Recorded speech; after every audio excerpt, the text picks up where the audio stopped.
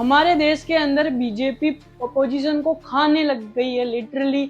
इन 12 सालों के अंदर बीजेपी ने इतना कुछ कर दिया जिसके अंदर की अपोजिशन इतनी बड़ी बड़ी हमारी अपोजिशन पार्टियां हैं जो कि उनको खा गई है। क्योंकि जब ये 2014 से आज दिन तक 2026 तक इन 12 सालों के अंदर बीजेपी मतलब कि अपोजिशन को इतना जोर से खत्म कर रही है और इतनी स्पीड से कर रही है कि ऐसा ना हो कि वन नेशन वन पार्टी ऐसा हो जाए। क्योंकि अगर एक पार्टी रही अपने देश के अंदर तो देखो कि ये सबसे अपने देश के अंदर खतरा है। क्योंकि अगर जहां जहां एक पार्टी रहेगी, जैसे मैं आपको समझाता हूँ कि अपने देश के अंदर 3 टेलीकॉम कंपनीज है, जियो, एयरटेल, वोडाफोन और बीएसएनएल, पर प्राइवेट कंपनी 3 है, इनका ही रूलिंग रहता है ज्यादातर। तो अगर मान लो जियो रहता है, एयरटेल रहता है, वी और बीएसएनएल, इनमें से केवल और केवल जियो रहे। और पहले जियो जब आया था तब उसने इतना मतलब कि ऐसे फ्री का ऐसे दिया कि सभी को डेटा फ्री, कॉलिंग फ्री और फ्री के नाम पे इतना दिया कि बाकी सब कंपनी का दिवालिया निकल गया था।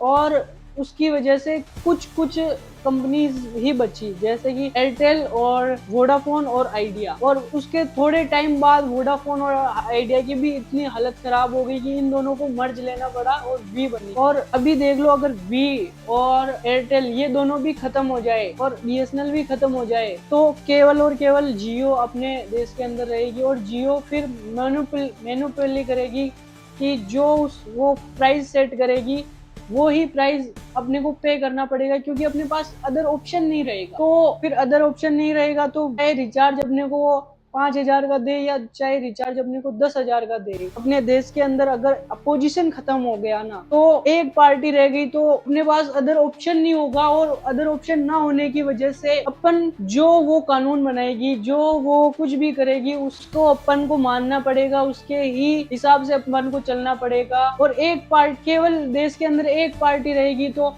अपना देश डिक्टेटरशिप की तरफ चला जाएगा। और फिर राइट टू एक्सप्रेशन या बोलने का अधिकार जो अपने को दे रखा है वो भी छीन ले। मतलब कि अपोजिशन कैसा भी हो, अभी बांग्लादेश के अंदर बीजेपी ने जीत हासिल कर ली वहां पर। हालांकि टीएमसी वहां पर थी, तृणमूल कांग्रेस जिसका नाम है, वहां पर उसने इन 10-12 सालों 15 सालों के अंदर वहां पर उसका बंगाल का मतलब कि बहुत ही हालत खराब कर रखी थी फ्री बीज देख कर। और वहां पर ममता दीदी को तो जाना ही था, क्योंकि उनकी आइडियोलॉजी और उनका जो मानसिक जो सोच थी जो उनके, वो बहुत ही खराब थी। क्योंकि जब वहां पर एक इंसिडेंट हुआ था जो कि निर्भया हत्याकांड था, और वहां पर उस मतलब कि हॉस्पिटल के अंदर हाल ही में आपने देखा होगा कि अभी 1 से 2 साल पहले हॉस्पिटल के अंदर एक लड़की का रेप होता है डॉक्टर का और तो मार दिया जाता है। तो वहां पर ममता दीदी कहती है कि लड़कियों ने छोटे कपड़े पहने थे इसलिए ये हो गया, और ये उनका जवाब है। तो ये बिल्कुल ही ऐसा जवाब नहीं होना चाहिए, क्योंकि वो एक सरकार चला रही है वहां तो। और फ्री बीज दे देकर वहां पर लोगों की इतनी आदतें बिगाड़ दी, और फ्री बीज कल्चर की वजह से ही अपना देश पीछे है। क्योंकि जो अपने देश के इनकम टैक्स भरने के अंदर आते हैं 2 से 5% के अंदर जो लोग, वो लोग अगर ऐसे फ्री बीज में उनका पैसा जाएगा तो वो देश छोड़ के चले जाएंगे। और ये पैसा फिर कहाँ से आएगा, जो कि ये पैसा यूज हो सकता है अच्छे इंफ्रास्ट्रक्चर, अच्छे हॉस्पिटल और इन चीजों के अंदर और एम्प्लॉयमेंट देने के अंदर हो सकता है। जबकि गवर्नमेंट क्या करती है अपने वोट के लिए, जो कि अपने वोट के लिए वो फ्री बीज कल्चर को ऐसे फ्री को, ये पार्टी अगर ममता दीदी वहां पर आ रही है, ममता दीदी ने कहा कि हम आपको 3,000 रुपए ऐसे ही आपके खाते में डाल देंगे, और बीजेपी जाके कह रही है कि हम 5 डाल देंगे। तो ये तो बहुत ही बेकार चीज है, क्योंकि आप से मतलब कि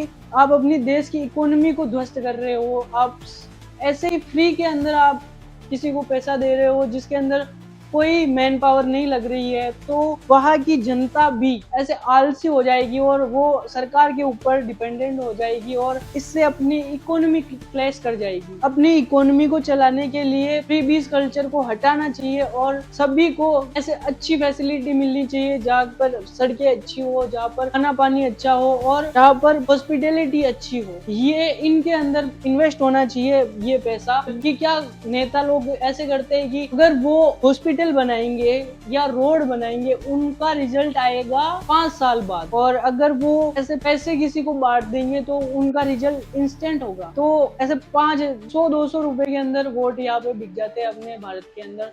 तो ये बहुत ही खराब चीज है। और इसके अंदर मतलब कि एक ऐसा बेवड़ा लोग और एक ऐसा समझदार आदमी, दोनों के ही वोट की कीमत सेम है। और उसकी वजह से अपना देश ऐसी पार्टियों की वजह से, ऐसी पार्टियां जो फ्री बीज कल्चर को ऐसे दे रही है, वो पार्टियां जीत जाती है। और एक अच्छा नागरिक जो अपने देश के बारे में सोचकर अच्छी पार्टी को वोट देता है, उसका कुछ भी मतलब नहीं रहता है। तो इस 2026 के अंदर भी आप देखो कि ऐसे मतलब लोग एग्जिस्ट करते हैं जो कि धर्म के नाम पर और जाति के नाम पर और पुलवामा अटैक के नाम पर, इनके पुलवामा में शहीदों के नाम पर जो मरे थे उनके नाम पर वोट मांग लेते हैं। और ये मतलब कि 2026 के अंदर उनके नाम पर जनता वोट भी दे देती है, क्योंकि वोट मांगने वाले ने कुछ भी नहीं किया था उस टाइम। वीर शहीदों के नाम पर उन्होंने वोट मांगा था। तो क्या है कि अपने देश को इस 2026 के अंदर भी अब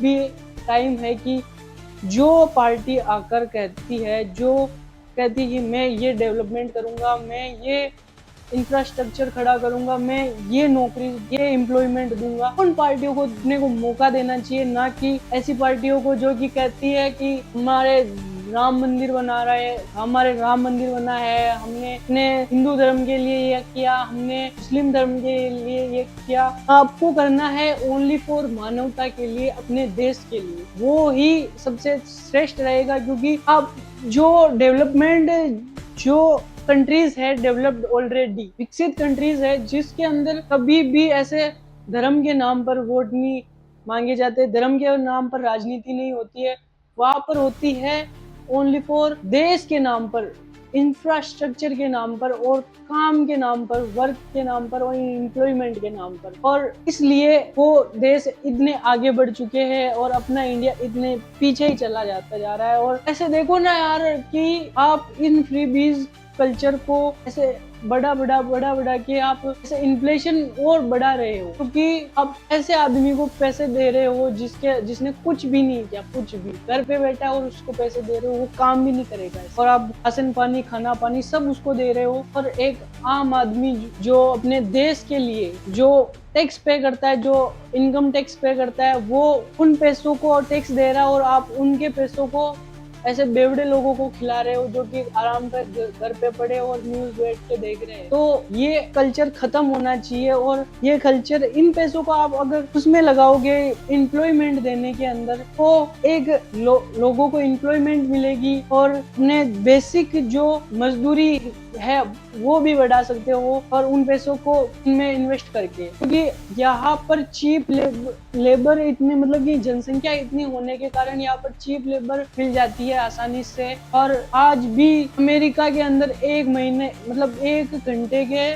500 रुपए है मजदूरी, और यहाँ पर 20 से 25 रुपए है। मतलब कि कहाँ से कहाँ तक इतना गैप, इस गैप को फुलफिल किया जा सकता है ऐसे फ्रीबीज कल्चर को रोककर। और ये पार्टियां अगर डेवलपमेंट का अगर वोट मांगे तो उनको वोट देना चाहिए। और जो बड़ी बड़ी पार्टियां हैं उनको तो बीजेपी खा गई है। मतलब कि कांग्रेस के अंदर से जो नेता थे, उनके ऊपर, अच्छे नेता थे, उनके ऊपर सीबीआई और ईडी की रेड लगा देती है, और वो जब इसके अंदर आ जाते हैं बीजेपी, और वॉशिंग मशीन से धुल जाती है उनकी सारी जो क्राइम उनके ऊपर एलिगेशन लग रखे थे।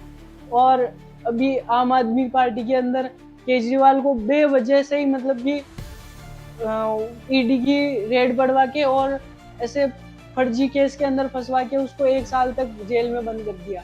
और बीजेपी ने एक ऐसा भी रूल लाया था जिसके अंदर की वो पास करवाना चाहती थी कि अगर कोई नेता 1 महीने से ज्यादा अगर जेल के अंदर है तो उसकी कुर्सी ही चली जाएगी और सत्ता पलट हो जाएगा, भले वो मतलब कि बेगुनाह ही साबित हो जाए बाद में। और ऐसा ही हुआ अभी, जिसमें कोर्ट ने बोला कि अरविंद केजरीवाल बेगुनाह है और उनके ऊपर जो भी एलिगेशन लगे वो सब फॉल्स एलिगेशन है। और कोर्ट ने कहा कि ये सारे एलिगेशन फॉल्स है, और बीजेपी वो ईडी और सीबीआई को कहा कि आपके स्टाफ को थोड़ा ऐसे फटकार लगाए कि थोड़ा ऐसे इन्वेस्टिगेशन में थोड़ा दिमाग लगाए और चमचागिरी ना करे। तो अपने को सिर्फ और सिर्फ डेवलपमेंट के ऊपर अपने को वोट देना है, ना कि ऐसे धर्म के नाम पर, ऐसे फ्री बीज कल्चर के नाम पर ऐसे दारू पिलाने वाली पार्टियों को वोट देना। ऐसा बिल्कुल नहीं करना है। अपने को सिर्फ और सिर्फ अपने देश के भविष्य के लिए वोट देना है।